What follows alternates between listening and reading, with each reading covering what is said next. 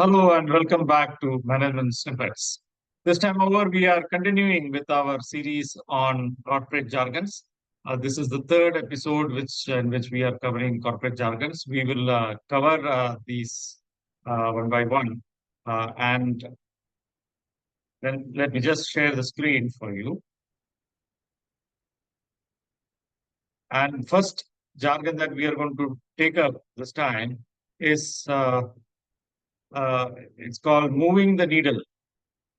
As you can see it on the screen, it is called move the needle, or rather moving the needle. What does it mean? Quite often we hear this in meetings in which the big bosses would say that, yeah, you have to move the needle this time.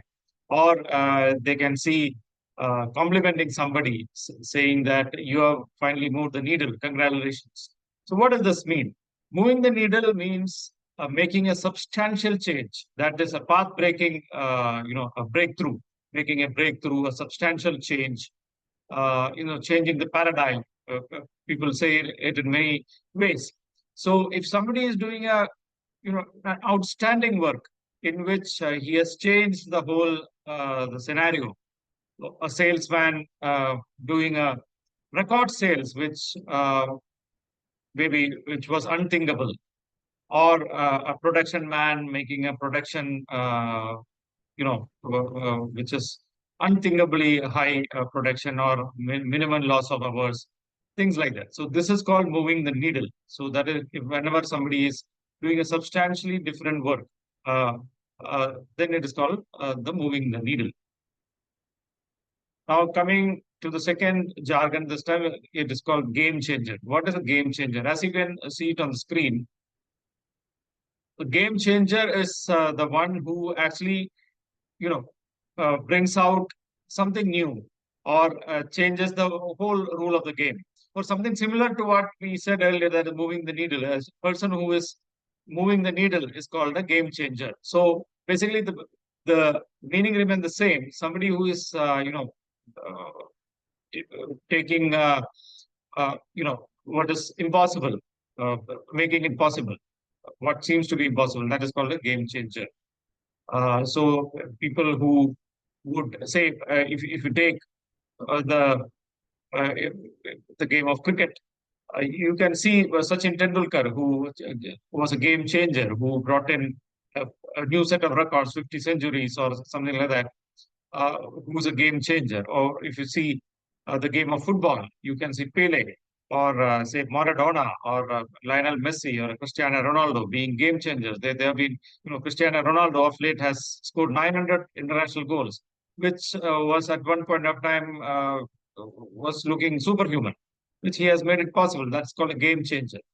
So somebody who is actually making, as you can see in the screen, you can see people making balls out of color papers, and one person has made something creative out of that wallpaper instead of making such a ball or a normal ball. So this is called a game changer. So next jargon what we are going to take up is buy-in. So what is buy-in? Buy-in is, when when you are in a company, and then your HR manager, and you are bringing in a new policy for employees, and uh, suppose if the employees are not buying in, or employees are not in favor of that policy, they object, they resist. So that policy cannot be implemented, or rather, the company will face so many hurdles in implementation, or the attrition may go up, the productivity levels may go down. So you have to buy in the employees first. So it's a way of saying that acceptability. Okay, you have to buy the acceptability of the employees. So you have to sell your policies to the employees. Then only they will buy it. So you have to convince. So buy-in means convincing. So, or rather, winning over the employees, or winning over somebody is called buy-in. So you have to buy in these people, or buy in the customers when you are making changes in the product. So you are making a change in your product, and then if you are not buying in your existing customers or your potential customers, then your product is going to uh, be unsuccessful in the market, because you are not bought in the customers, or you're not done the buying in of the customers, right? Now, next jargon is something which we often hear, that's called drilling down. Very often people say the bosses would say that you have to drill down. So what is this drilling down? Drilling down, as you can see, is somewhat similar to drilling down the earth. Okay, when you drill down, you find the root cause.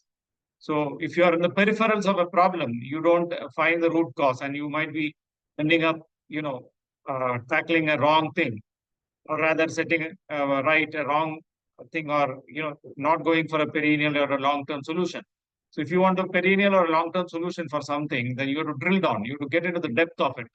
So that is what is called drilling down technique or drilling down. It's a process of breaking the problem and into its basic elements and to find the root cause. For that, you have to get into the depth of it. So this is called drilling down. The next jargon, it cannot be called jargon, it is a financial term. It's called top line. What is the top line? Very often we see people saying that you have to drive the top line growth of the company. So what does that mean? Top line is basically when you take a balance, profit and loss account, or a balance sheet. So what we find is, the revenues on the top. So that is why it is called a top line. So whatever drives the revenue, it is called top line growth. Okay. Top line is the revenue of a company, the business that is coming in. That is called the top line. The company's gross sales or revenue reported at the top of an income statement. It is called the top line. So when we see about the top line, the next what we take up is the bottom line. When there is a top line, there is a bottom line too, right? What is the bottom line? Bottom line is the profit that a company makes, or the net income or earnings per share. So basically, uh, what people mean by bottom line is the profit. So in an income statement, you on the top you find the revenue, and you once you have the revenue, you cut down. You subtract the interest, the depreciation, the taxes. All these are cut down from the revenue, and then finally you arrive at what you earn from. Finally, what is your net profit? That is what it means, the bottom line. So we say that some businesses contribute more to the bottom line, or you tell some of your salesmen that you have to focus on the bottom line and not on top line, or rather, sometimes if the company has to show more revenues, the salesman will be told that you rather focus on the top line than the bottom line. That is, you can reduce the margins, but make sure that the sales are tripling or increasing manifold. So that is why it is called a top line and the bottom line. So mostly customers are salesmen are told by the managers to focus on the bottom line, because finally what matters is the bottom line, that is the net profit. You make a lot of sales does not mean that revenue does not mean that you're making profits. Unless you make profits, the company is not going to sustain. It is called the bottom line. So that's what we are covering in this episode. So we have covered 6 jargons in this episode. We'll soon cover up more jargons in the next episode. Thank you for joining. Subscribe, keep subscribed to this channel. Thank you so much.